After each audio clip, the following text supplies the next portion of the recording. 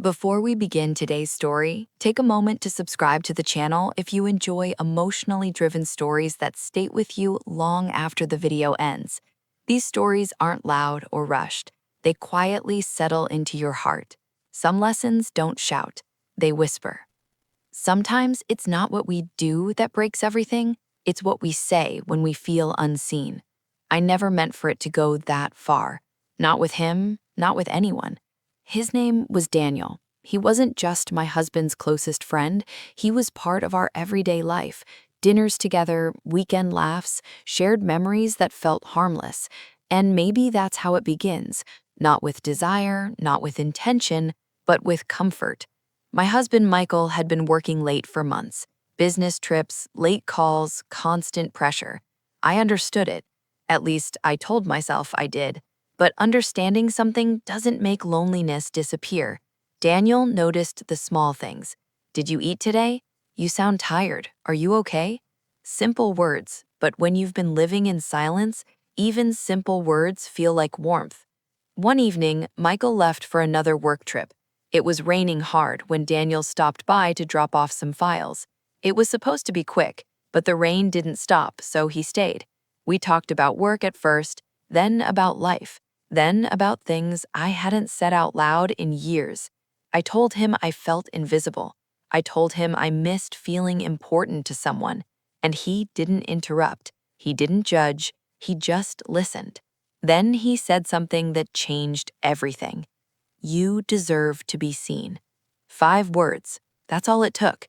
Nothing physical happened. No lines were visibly crossed, but something shifted inside of me, and deep down, I knew I had already stepped into dangerous territory. I should have stopped. I should have pulled back, but instead, I kept talking. After that night, nothing looked different, but everything felt different. Daniel didn't say anything inappropriate. He didn't push boundaries, and maybe that's why it became harder to notice when the boundaries started moving on their own. Our conversations continued. At first, it was casual, a quick message, a check-in. Hope your day is going better. Did you get some rest? Then it slowly turned into late-night calls, the kind where silence feels comfortable, the kind where you don't realize how much time has passed. Michael was still traveling, still busy, and I kept telling myself, it's just talking, but deep down, I knew it wasn't just that anymore. I started waiting for Daniel's messages, checking my phone more than I should have, smiling at notifications I shouldn't have needed. There was no confession of love, just emotional closeness growing in the space my marriage had left empty. One night, Daniel said softly, I don't like seeing you this unhappy. And something inside me tightened, because he saw it. He saw what I had tried to hide, what I had never clearly said to my own husband. That's when guilt started creeping in. I would sit beside Michael during dinner, nodding at his stories about work, while my mind replayed conversations from the night before. I wasn't physically anywhere else, but emotionally I was drifting. And the scariest part wasn't that I cared about Daniel, it was that I liked the version of myself I was when I talked to him. Lighter, heard, important. One evening, Michael looked at me and asked, Are we okay? The question caught me off guard. I smiled automatically, of course, but my heart knew the truth. We weren't okay, because even though nothing visible had happened, something invisible already had, and I didn't know how to undo it. The turning point didn't come with shouting. It came with a door opening. One evening, I was on the phone with Daniel. It wasn't anything dramatic. We were just talking about our day, but my voice was softer than it should have been. I didn't hear the front door unlock. Michael had come home early. I looked up, and there he was, standing in the living room. His eyes met mine. Not angry, just confused. Who's that? He asked calmly. My heart started racing. Just Daniel, I replied too quickly. That word just suddenly felt heavy. Michael nodded slowly, but something had changed in his expression. Not suspicion, not yet, but awareness. That night, dinner was quiet. He watched me the way you watch something fragile, unsure if it's already broken. Before bed, he finally asked, Are you sure there's nothing you want to tell me? The question felt like a mirror, and for the first time, I saw what I had done, not with my hands, but with my heart. Tears filled my eyes, but the words wouldn't come out. I didn't know how to explain something that technically hadn't happened, because how do you confess an emotional shift? How do you admit that someone else made you feel seen? It wasn't a lie, but it wasn't the full truth either. That night, I barely slept. I stared at the ceiling, replaying everything.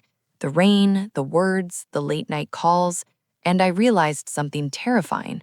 I hadn't crossed a visible line, but I had built a quiet bridge, and if I didn't tear it down now, I might lose the one person who had trusted me with his whole heart.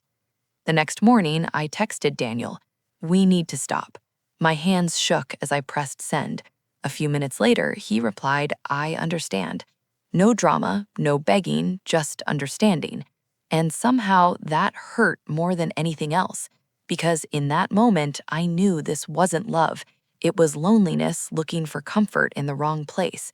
And now I had to decide if my marriage was worth fighting for, before silence turned into something permanent.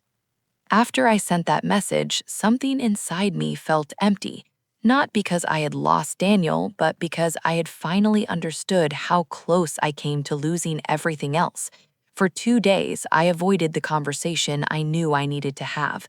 Michael wasn't cold, he wasn't distant, he was trying, and that somehow made it harder. On the third night, I couldn't carry it anymore. "I need to tell you something," I said quietly. He looked at me, not defensive, not angry, just waiting. My voice trembled as I explained. Not every detail, but enough. I told him I had been feeling alone. I told him I let someone else become the person I opened up to. I told him nothing physical happened, but emotionally I had drifted. Silence filled the room. Not explosive silence, the kind that hurts more because it's controlled. Michael looked down at his hands for a long time. Then he said something I will never forget. "I wish you told me before you told him." That sentence broke me because he was right. I had searched for comfort outside before fighting for it inside my own marriage. He didn't yell, he didn't walk away, he just asked one question. "Do you still want this? Us?" And for the first time in months, my answer came without hesitation. Yes. Not because it was easy, but because I realized something important. Daniel wasn't the love of my life. He was a reflection of what I felt was missing, and missing things can be rebuilt if both people are willing. We started therapy the following week. The sessions were uncomfortable, honest, raw.